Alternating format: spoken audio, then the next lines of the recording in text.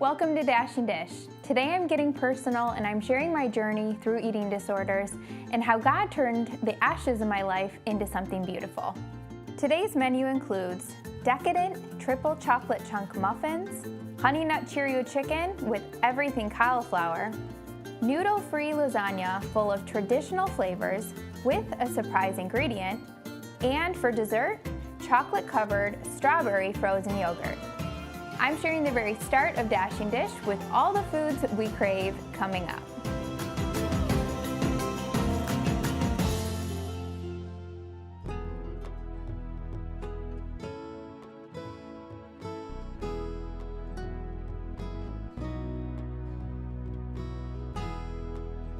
My story began when I was about 14 years old. We moved from a really big city to a little small town. And when you're 14, everything just seems unknown, you're unsure of who you are. And so it was my first day of school at a middle school, and I remember going to the lunchroom, and it was my first time trying to find someone to sit with. There was a group of boys across the lunchroom, and all of them began to look at me and talk, and one of them approached me. And he handed me a note that was folded up, and he said, "Just in case you don't know, this is what you look like." So I began to open up the piece of paper, and as I did, I saw a drawing on it. And it was a picture of a really grotesque, overweight, just totally terrible image that was drawn of me. And it reflected no truth in it, but to me, it became my truth. And so at that moment, I began to see my body in a whole new way. And I began to think of different ways that I could lose weight. And so I started to pay attention to any piece of diet culture or any type of diet tips that I could find. And so I started to cut out different food groups one by one, and I began to eat less and less. And I remember there was one day that I came home and I saw a pan of brownies. And of course, I was completely starved at this time. I had gone about 2 years not eating much more than a granola bar or an orange each day. And so I was going up to the pan of brownies, and I had heard or I saw a movie where some young girls were eating pizza and they were having a party, and they said, you know, if you just simply do this, you can get rid of all the food that you just ate. And so I thought, well, let me try that. And so anorexia turned into bulimia, and I carried on with that for about another 2 years. It wasn't until my 18th birthday that my sisters called me out. They had an intervention for me, so to speak. I just got done actually eating my birthday cake, and I went to the bathroom. And then shortly after, they called me upstairs and they said, "Katie, we need to talk to you." And so they looked me in the eye and they said, "Katie, we know what you're doing." And tears started to stream down their face. And I realized in that moment what I was actually putting my sisters through. And all the while, looking back, I remember either feeling completely numb or completely helpless to change. And so I just said, you know what, I really want to change, I just don't know how. Will you guys pray with me? And so that moment, we joined hands and we prayed together. And I truly believe that God did a deep work that only He can do in my heart. So that began a quest and a journey for me to find out who I was in Christ. And the more that I began to pursue God, the more I began to find Him. And the more I began to find Him, the more I understood who I was in Him. And that revelation of knowing my worth, my value, my identity in Christ is what truly changed me from the inside out, in only a way that God can. And I can see now how God has taken all of the pain of my past and the things that I would consider ashes that no one could reconstruct. And I see how God has put them back together and made something beautiful. And that's why I truly believe that Dashing Dish is a place where God turned my ashes into true beauty.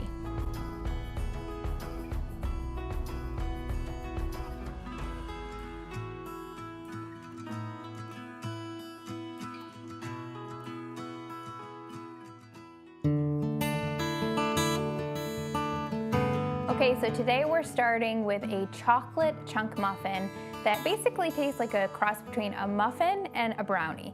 So it's moist and delicious, and it doesn't have any flour, sugar, or butter in it.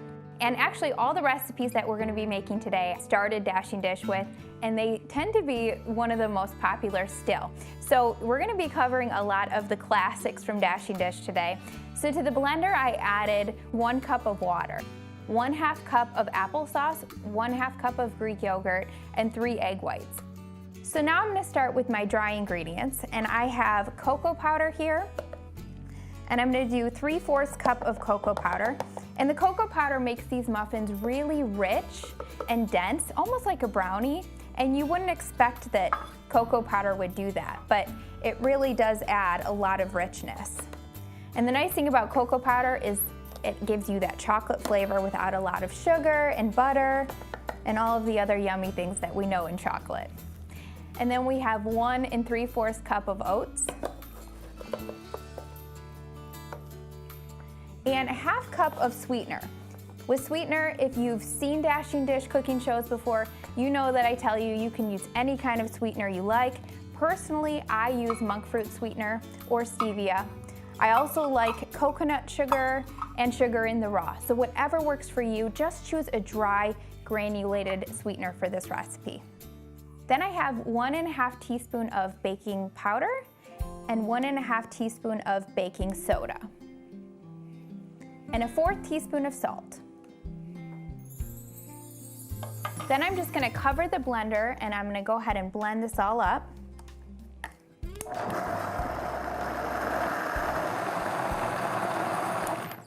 All right, you just wanna blend that until it's completely smooth. You won't even know that there's oats in there at all because it's gonna be completely blended in, so it's more like a flour.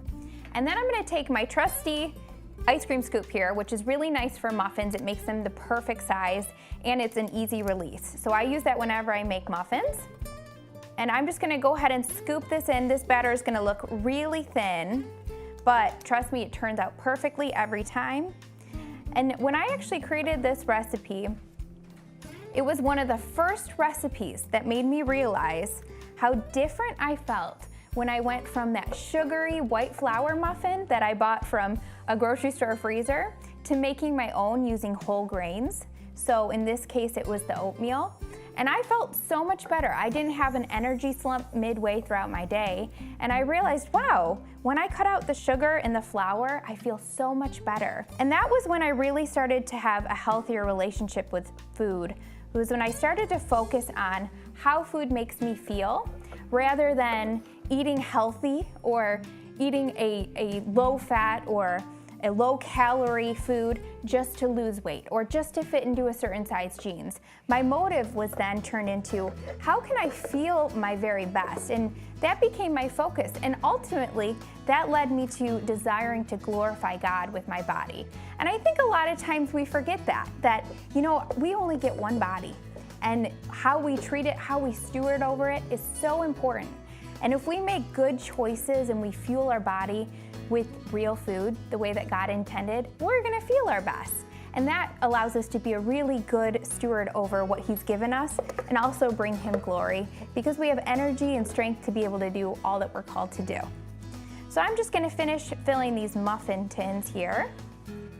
Okay, so now I'm gonna top these with chocolate chips, and this is my favorite part. When I created this recipe, I called it triple chocolate chunk muffins because I actually did the chocolate chips and chocolate squares in the middle of the chocolate muffin, but now it's just gonna be a double chocolate muffin because we're just gonna do the chocolate with the chocolate chips. All right, so these look perfect. I did about 1/2 cup of chocolate chips, but you can measure those however you want. You don't really necessarily have to measure those out. Now I'm just gonna pop these into the oven, 350 degrees, for about 20 minutes or until a toothpick comes out clean. And coming up next, I'm gonna make one of my daughter and husband's personal favorite, Honey Nut Cheerio chicken.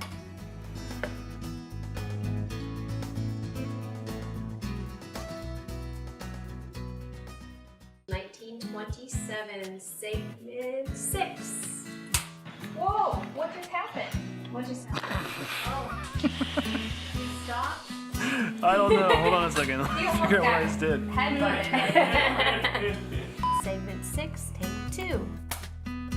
So we're gonna make one of my husband and 3-year-old's favorites, which is our Honey Nut Cheerio chicken, and it has 3 ingredients. So if you have 3 ingredients on hand, you can make this and you never have to buy frozen chicken nuggets again. So I just have some chicken breast, some Honey Nut Cheerios, and some honey, and that's all you need. So you could technically do this with any kind of cereal or any kind of crunchy coating that you want. And what I'm gonna do is I'm gonna move our chicken over just for a minute, and I'm going to take our cereal in a Ziploc bag and I'm gonna pound it out using a meat pounder. And you don't have to get this perfect, but what you do want is you wanna get it kind of crushed up, almost like a breadcrumb texture or consistency. Is consistency a good word for a dry ingredient? I don't know. This is one of those recipes that you can have your kids or your husband make with you, and it's a lot of fun.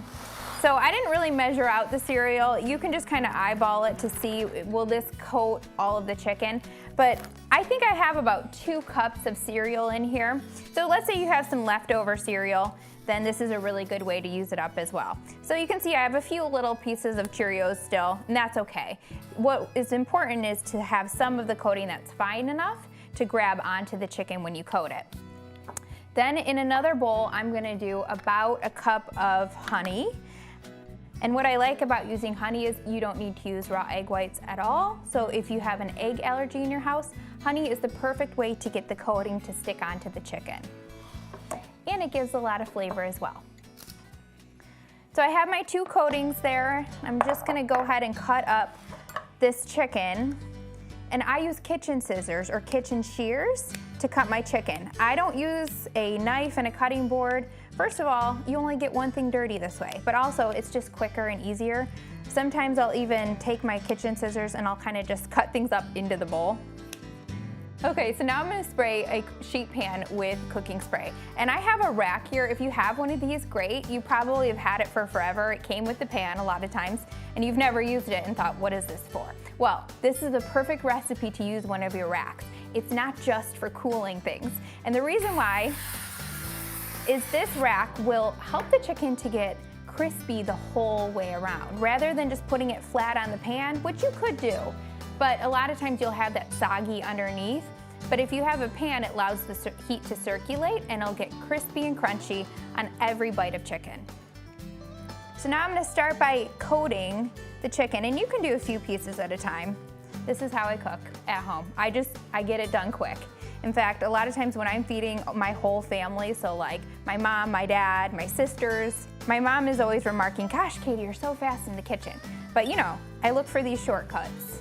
I'm all about just getting things done quickly and having healthy, flavorful meals when everybody's hungry in as short a time as possible.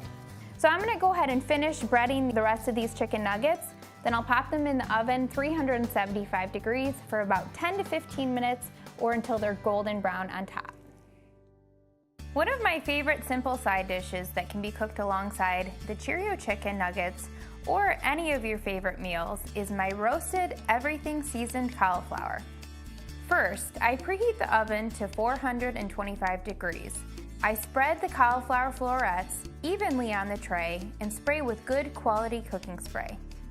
I sprinkle over the Parmesan cheese and everything bagel seasoning and spray again to ensure the top gets golden brown and the seasonings stick to the veggies. I place the sheet pan in the hot oven and roast the cauliflower for 20 to 25 minutes or until the veggies are roasted and the Parmesan cheese is golden on top. Coming up next, who doesn't love comfort food, and nothing is better than lasagna. Don't miss this veggie-filled noodleless variation with all the wonderful traditional flavors.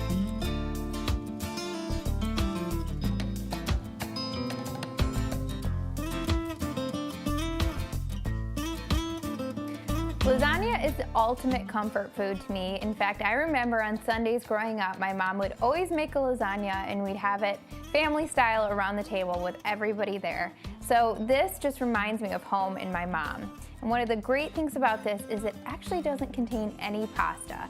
It's a noodleless lasagna. So here's how I make it. I start with, of course, all the different layers you have to have. the meat layer. So if you want to do this without meat, you could. You just leave out the meat and you can just add the veggies to the sauce. So I browned up a little bit of ground turkey. You could do beef or ground chicken, whatever you like, or you could just do without it, like I said. So I'm just gonna kind of stir this in. I also have a diced onion in here with the meat that I started to just cook off with the meat. However, you could leave that out as well. I know a lot of people don't like onions, so it's just really for added flavor. You don't necessarily need it. Then I have 1 head of cauliflower and 1 head of broccoli. And actually I did a little shortcut. I just microwaved some frozen broccoli and some cauliflower. And I just put it into a bowl to steam it in the microwave, but you could use fresh as well and just steam it in the microwave or on a stovetop. And now I'm just taking my kitchen shears and I'm cutting it up so it's a little bit smaller in size. You don't want really big pieces of veggies in there, or it's gonna kind of take away from the texture of the different layers. Okay, so that looks pretty good. Now I'm gonna add the veggies into the pan with my meat. And then I'm just gonna give this a good stir. And I do have the heat over medium heat. So after I brown the turkey, I just keep it on medium heat. And this will kind of cook off any excess water in the veggies.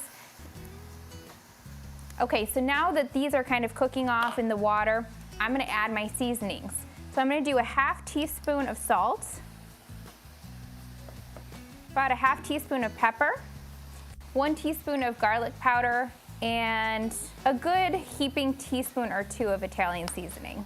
And then we have 1 jar of marinara sauce. Now, if you like a really saucy lasagna, you could do a 1.5 jars, or you could do even 2 jars. So this is looking good. This is our meat sauce that's coming together. And as we all know, lasagna has different layers. So we're gonna be adding 2 more layers to this lasagna. And I said that this lasagna reminds me of my mom. And the funny thing is this is actually my mom's all-time favorite recipe on Dashing Dish. So when I created it, I wanna say like 12 years ago. She asked me for it when she had a surgery. And then any time since then, I've had a chance to cook for her and bring food over to her house. This is the #1 thing that she asked for. Your noodleless lasagna, Katie, that's what I want. Okay, so this meat sauce is looking done.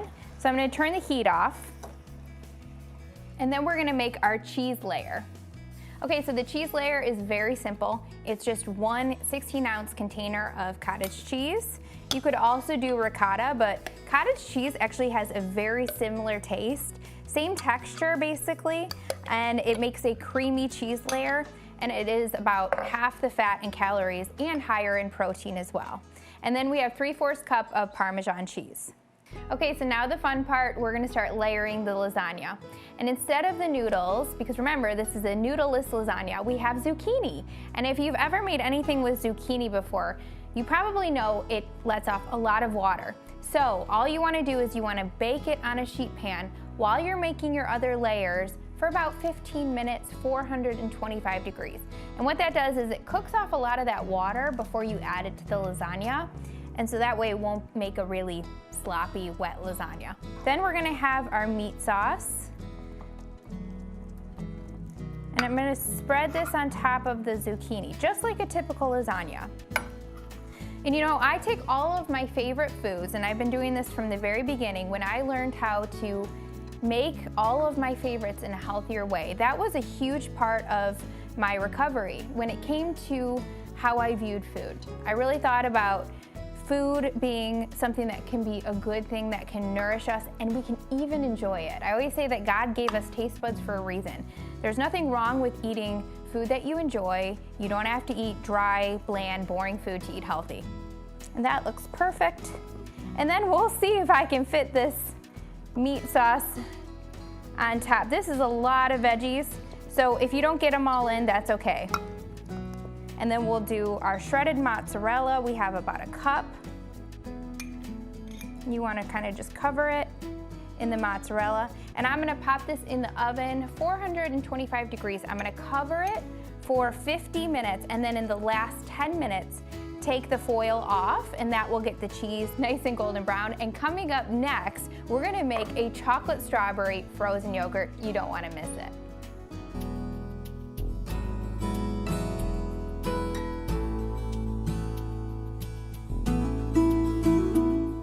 so we're finishing up with my chocolate covered strawberry frozen yogurt. And for me, I personally think that ice cream should have its own food group because that's how much I love it. So if you guys understand what I'm talking about, then you will want to make this recipe and tuck it in your back pocket for whenever you have an ice cream craving. I'm gonna start off by just taking some Greek yogurt, just plain Greek yogurt, and add it to a blender. Then I have some frozen strawberries, and this is what makes it a strawberry frozen yogurt. And you do want to do frozen, so if you have fresh, you can just pop them into the freezer for a few hours, and this is what makes it the ice cream texture or consistency. Then I have some cocoa powder, and I'm going to do a 1/4 cup of cocoa powder. And then add sweetener to taste. So I'm going to do a few tablespoons of monk fruit sweetener. Then I have some almond milk here, and I'm going to add the almond milk just until it hits almost the top of my strawberries, and that way it'll blend smoothly. Then we're gonna put the top on and give this a nice blend.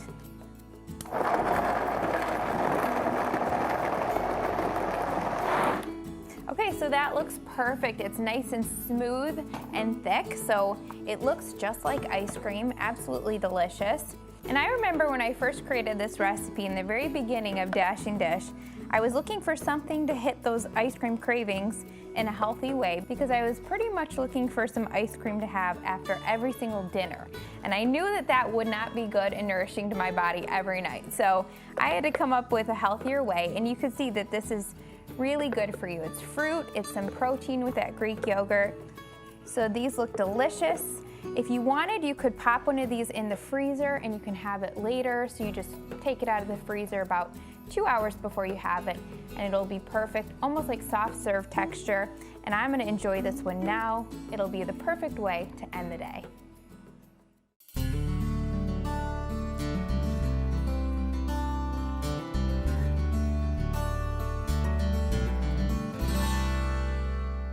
Well, I hope you guys enjoyed the journey with me, learning all about how Dashing Dish got started and how God turned my ashes into something beautiful. And the great news is He can do the exact same for you today. If you would like these wonderful recipes where Dashing Dish began, you can head over to the website at dashingdish.com, where you'll find recipes to nourish your body and soul.